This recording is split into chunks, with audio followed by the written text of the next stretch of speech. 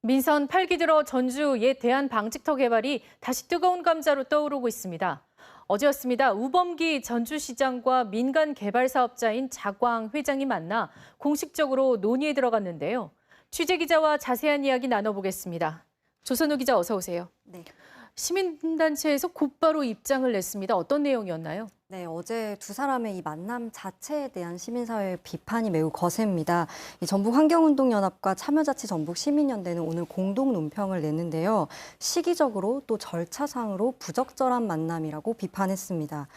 대한방직터 개발 계획 등이 주요 행정 절차가 아직 끝나지 않았다는 점을 꼬집은 겁니다. 전주 시민회도 대한방직터 개발을 위해서는 전라북도의 승인이 우선되어야 하는데 전주시가 자광 측과 만나서 사업 추진의 뜻을 밝혔다는 이 발표, 권한도 없이 개발업자를 편들어주려는 시도나 다름없다고 지적했습니다. 전주시 입장이 나왔죠? 어떤 내용이었습니까? 네, 전주시는 이 같은 시민사회단체 우려에 대해 표류하고 있는 대한방직터 개발을 속도감 있게 추진하려고 했을 뿐이었다라고 했는데요.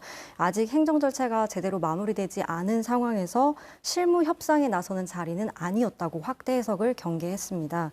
또 시장이 사업자를 만나면 이 담당 부서의 공무원들이 아무래도 부담을 갖지 않을까, 이 사업 계획을 만들어가는 과정에 분명히 부담이 될 거다 이런 지적도 있었는데 여기에 대해서는 협상을 위한 지침은 전주시가 만들지만 이후에는 시민사회단체 활동가들이 민간위원들의 심의를 거치기 때문에 공정성 그리고 객관성을 지키는데 문제될 게 없을 거라고 선을 그었습니다.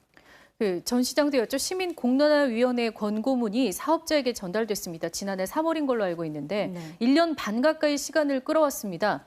이거 아무래도 시장이 바뀌면 사업이 유리하게 갈 수 있다, 이런 판단한 거 아닐까 싶은데요. 어떻게 보고 계십니까? 네, 시민사회가 가장 의심하고 있는 게 바로 이 부분입니다. 그동안 사업을 추진하겠다던 자광이 전주시 시민공론화위원회 권고안에 대해 이렇다 할 입장을 밝히지 않아 오고 있는데요. 이 개발 계획을 바꾸자는 이 제안을 미온적인 태도로 일관하고 있는 이게 결국에는 방증이 되지 않을까라는 주장입니다. 그러니까 1년 반 가까이 침묵한 이유를 두고 전주시의 새로운 시장이 오기를 기다린 거 아니냐 이런 내용까지 성명서에 담았습니다.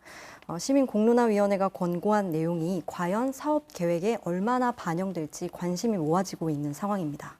아무래도 우범기 전주시장이 후보 시절 여러 차례 전주에 관련된 개발 의지를 피력한 바가 있기 때문일 것 같아 보이는데 네. 아무래도 상당히 빠른 속도로 사업이 추진될 것으로 보입니다. 앞으로 어떤 절차가 남아있고 쟁점들은 무엇인지 간단히 정리 부탁합니다. 네, 먼저 법을 좀 봐야 하는데요. 국토계획법에 따르면 자치단체가 대규모 유휴지를 개발할 때 이익을 어떻게 환수할지 이 방안을 담은 사전 협상 지침을 만들어야 합니다.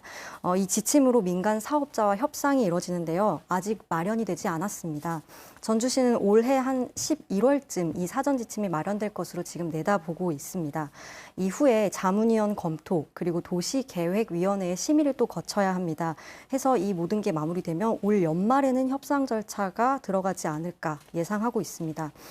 그러니까 개발로 얻어낼 이익이 있으면 이 이익을 사업자 측으로부터 얼마만큼 그리고 또 어떤 방식으로 거둘지 지침을 토대로 전주시와 자광 측이 협의에 나서게 되는 건데요. 앞서 성남시 대장동 도시개발 사례처럼 이익 환수 설계를 꼼꼼히 했음에도 제대로 환수되지 않는 이런 잡음이 생길 수 있거든요. 이런 문제를 막으려면 세심하게 준비해야 합니다. 좀 더 지켜봐야 할 것 같습니다. 조선우 기자 잘 들었습니다. 네.